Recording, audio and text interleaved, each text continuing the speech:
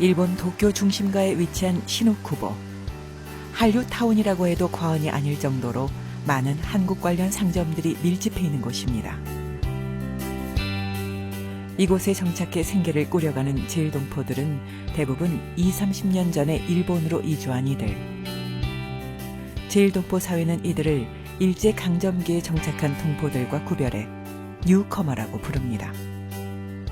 東京の新大久保はですね、もともとはその戦後台湾人を中心に中華料理が多い町でした。それが、いわゆる韓流ブームをきっかけにニューカマーの人たちがそういった中華料理店を買い取って韓国料理店とか韓流グッズを売る店に変えた。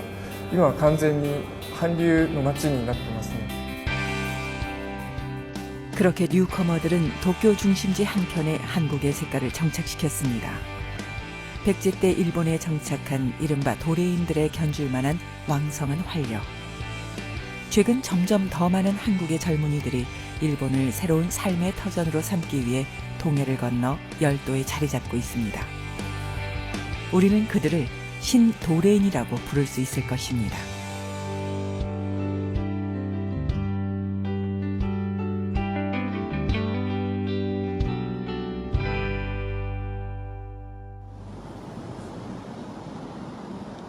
도쿄 시내 키타미라는 이름의 주택가. 이른 아침부터 어디선가 음악 소리가 들립니다. 작지만 깔끔한 아파트에서 노래를 작곡하고 있는 이 사람. 바로 5년 전 일본에 온 가수 제이입니다. 제이는 한류 붐을 타고 일본에 오는 아이돌 가수들과는 다른 길을 걷고 있습니다. 자신의 곡을 스스로 작곡하고 노래를 부르는 이른바 싱어송라이터입니다. 일본이라는 땅에 제가 한국 사람이 와서 저만의 그렇게 전달할 수 있는 메시지가 있겠구나라는 생각을 하게 됐어요. 그래서 그때부터 가사를 쓰기 시작했고 그때부터 곡을 쓰기 시작했어요. 가사에는 일본어와 영어, 한국어가 뒤섞여 있습니다. 일본에서 활동한다고 굳이 일본어로만 노래해서는 자신의 음악을 온전히 표현할 수 없다고 생각하기 때문입니다. 최근에는 싱글 앨범도 냈습니다. 그리고 직접 뮤직비디오도 찍었습니다. 한국에서 음악 활동을 했었었는데요. 근데 25살 때 음악을 포기했어요. 그래서 새로운 꿈을 찾던 도중에 일본의 신문장학 제도가 있더라고요. 초기 비용 없이 그렇게 일본에 와서 유학생을 할 수 있는 제도가 있어서 그거를 보고 나서 일본에 오게 됐습니다. 신문을 돌리고 일본어를 배우면서도 이제 노래하고 싶은 욕구랑 노래하고 싶은 욕망이 역시 계속 안에 있었기 때문에 포기했던 음악을 다시 하고 싶다는 생각이 그때부터 처음 들었기 때문에 그런 계기로 인해서 다시 음악을 하게 됐습니다. 늦은 오후 일본 언더그라운드 음악의 산실인 시부야 지역의 공연장에 도착했습니다. 나고야 출신의 2인조 보컬 그룹의 무대에 오프닝을 여는 게 오늘의 제이의 역할입니다. 자신의 본 공연은 아니지만 최선을 다하지 않을 수 없습니다.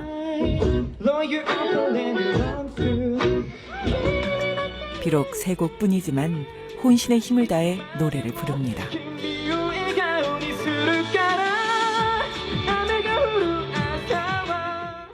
정말 일본에서 아주 밑바닥이라기보다는 밑에서 언더그라운드부터 위에까지 올라가서 성공했다는 가수가 한 명 나와주면은 저는 많은 일본에서 활동하는 그 한국 아티스트나 친구들이 되게 그거 꿈을 꿀 거라고 생각하고 그거 보면서 희망을 가질 거라고 생각하거든요. 공연이 모두 끝날 무렵 자신의 싱글 앨범을 판매하고 있는 제이에게 낯익은 일본인 팬들이 많이 찾아왔습니다. 이런 순간만큼은 행복감을 감출 도리가 없습니다. 어디서 라이브를 하던지 간에 저를 응원해주러 오시는 분들이 있으셔서 되게 고맙고 그리고 그런 거 보면 더 열심히 해야겠다 생각이 들고 더 큰 꿈을 이뤄야겠다는 생각이 들어요. 저녁 공연 일정을 모두 마치고 집으로 돌아가는 길. 역시나 그를 끝까지 기다려주는 건 팬들입니다. 어둠 속으로 멀어지는 제이의 발걸음이 가벼워 보입니다.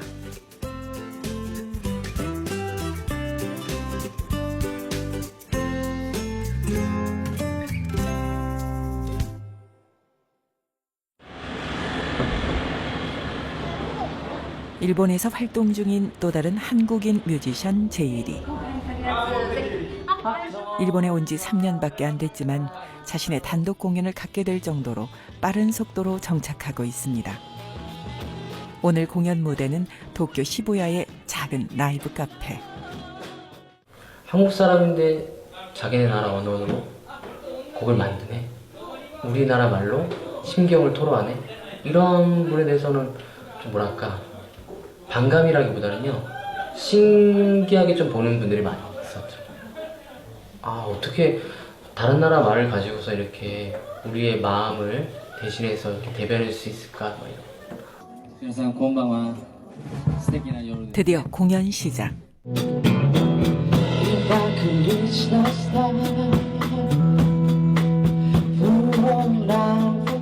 제이리의 가창력과 세션 멤버들의 멋진 연주에 관객들이 자연스럽게 빠져듭니다. 객석을 메운 관객들은 주로 여성들인데요. 하지만 연령대는 20대에서 50대까지 아주 다양합니다. 세대를 막론하고 이들은 제이리의 음악을 즐기고 지지해주는 든든한 응원군입니다. 문화라는 거는 사실 정치라던가 역사라든가 이런 걸 뛰어넘을 수 있는 힘을 갖고 있는 굉장한 무기라고 저는 생각을 해요.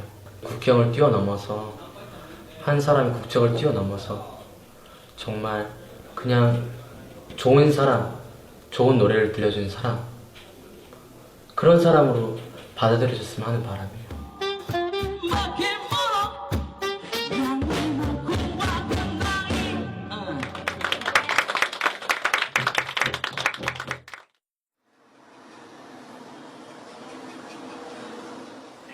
오사카의 도톤보리 인근 잡화점에서 급히 나오는 젊은 한국인 여성. 이제 막 아르바이트를 끝내고 주변에 세워놓았던 자신의 자전거로 향합니다. 5시간 동안 쉴 틈 없이 일을 하고 나선 길. 그렇다고 집으로는 갈 수 없는 처지입니다. 그녀에겐 또 하나의 아르바이트가 남아있기 때문이죠. 오후 5시에 끝난 잡화점을 떠나 두 번째 아르바이트를 하는 냉면집까지 달려가야 하는 거리는 약 5km. 냉면집 오픈 시간이 6시니까 시간이 그리 촉박한 건 아닌데 유난히 페달을 세차게 밟습니다. 그 이유가 있었던 거군요.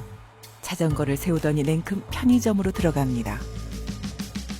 일을 하느라 끼니를 챙길 여유가 없으니 조금이라도 시간을 벌기 위해 나름대로 속도를 내서 달려온 길이었습니다. 냉면집 뒷골목에서 쭈그리고 앉아 김밥을 먹고 있는 모습이 어쩐지 차량해 보이네요. 돈 키울 때도 몸쓰는 일이다 보니까 좀 많이 힘들어요. 그래서 배고프니까 그냥 간단하게 한 개씩 까먹는 것 같아요.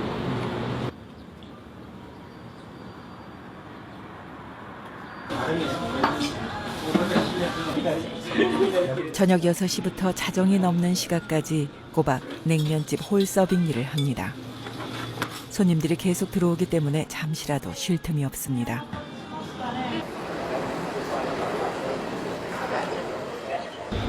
정신없이 일하다 보니 길고 긴 하루 일이 끝났습니다.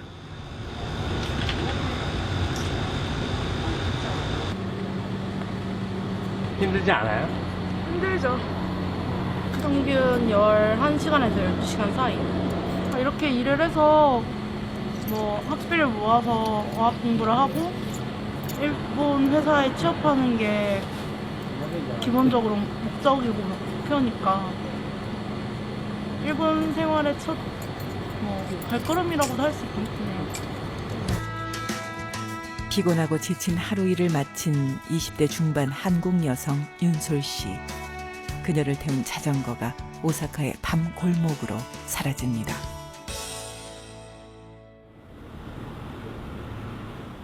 다음 날 아침 윤솔 씨가 살고 있는 3평 남짓한 방을 찾았습니다. 아침에 일어나면 우선 노트북 컴퓨터로 놓친 한국 방송부터 찾아봅니다. 작은 책장은 일본어 관련 서적으로 가득 차 있네요. 이곳은 서로 다른 국적을 가진 5명이 함께 생활하고 있는 이른바 쉐어하우스. 월세는 우리 돈으로 40만 원 정도. 공과금이 포함된 가격이라 크게 비싸지만은 않다는 게 윤솔 씨의 설명입니다. 방은 비좁지만 다행히 1층의 거실과 주방은 공용 공간으로 활용할 수 있습니다. 종일 일만 하는 윤솔 씨를 대만에서 온 유학생 언니들이 은근히 걱정해 줍니다. まさか風邪ひいた？うん知らん今頭痛いの風邪ですよ休憩してさなんか今日もさ1時まで12時半までバイトいや休憩しなさいハロー今熱もずっとあるけどハローです大丈夫かしら終わったら大丈夫じゃん 일본에 온 지 9개월. 아무래도 아직은 초창기라 적응하는 게 쉽지만은 않습니다. 앞으로의 전망도 불투명하지만 하루하루 최선을 다하자는 마음만큼은 잃지 않으려고 노력합니다. 뭐 한국에서 치면 뭐 더 이제 뭐 취업 안 돼 뭐 이런 나이지만 그래도 아직 어리잖아요. 아직 30도 안 됐는데 뭔가 할 수 있는 일이 있지 않을까 생각해요. 뭔가 저만이 할 수 있는 무언가가 있지 않을까라는 생각을 해요. 만약에 취업이 안 되면 어떡해? 취업이 안 되면 계속 안 돼. 계속 안 돼. 아니에요. 어디선가는 저를 뽑아줄 회사가 있을 거예요. 그렇게 생각할래요.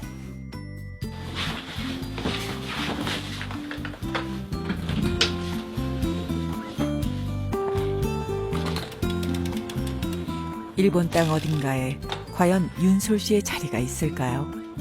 좁은 골목길 사이로 힘차게 자전거 페달을 밟습니다.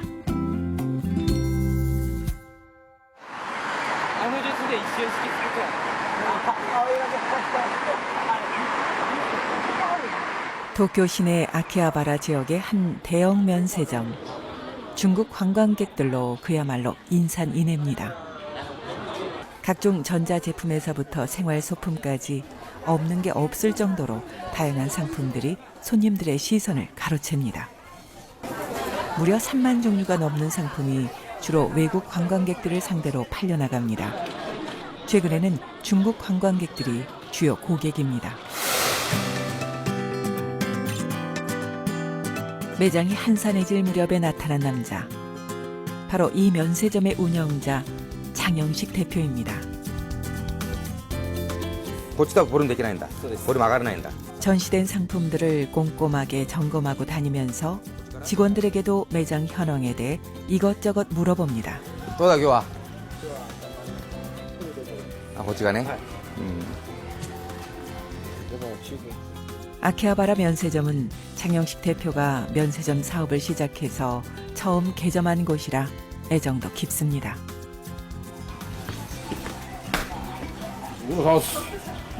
何してんの？今ちょっと勉強しております。最高たっぷりあるんだろうね。はい。スタンドに上に。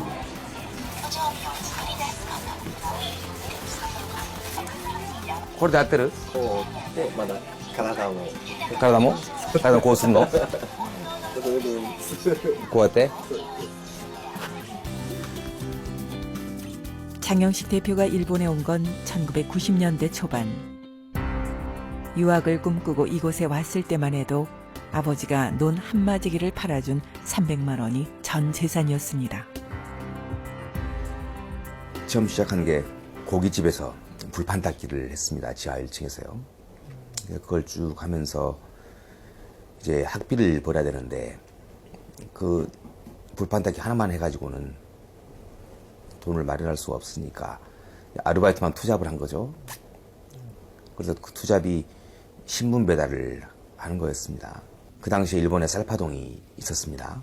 그래서 한국 쌀을 수입해 오면 좋지 않겠나 싶어서 그때 한국 쌀을 많이 가지고 왔습니다. 쌀 장사를 한번 해보니까 이런 게 바로 무역이라는 거구나. 그래서 이게 무역을 해야 되겠구나.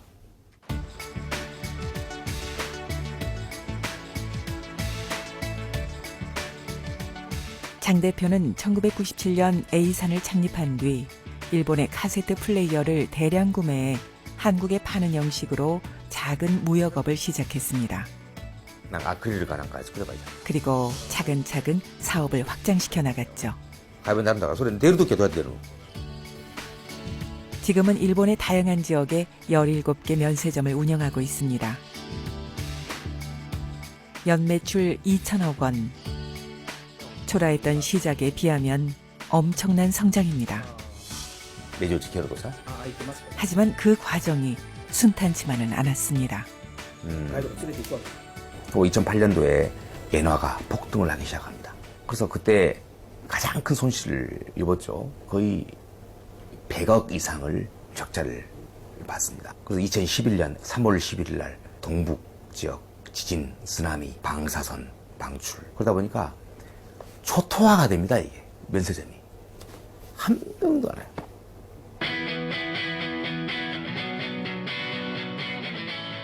이렇게 큰 위기를 하나하나 넘어오면서 그는 사업 다각화의 필요성을 절감했습니다. 전기 자전거 사업에 뛰어든 건 그 때문입니다. 해외 사업도 공격적으로 확장하고 있습니다. 미얀마, 캄보디아, 베트남, 그다음에 인도, 인도네시아 이쪽이 진출할 지역이 되겠죠. 우리가 겨냥하고 있는 지역이 바로 이 동남아시아, 아시아권입니다. 여전히 개척자 정신으로 똘똘 뭉쳐있는 장영식 대표. 불판 닦기에서 시작해 한 해 2천억 매출의 회사를 키워낸 그는 일본을 새로운 삶의 터전으로 선택한 젊은 뉴커머들에게 의미심장한 성공 모델입니다. 그가 일본에서 성공을 이뤄낸 원동력은 무엇이었을까요? 밑바닥에서부터 새로운 모험을 꾸준히 시도하며 일본 사회 특성을 잘 이해하고 적응해가는 힘이 그 열쇠임을 장 대표는 입증해 보이고 있습니다. 그는 국가 간 경계를 뛰어넘는 글로벌 시대의 야심찬 신도래인입니다.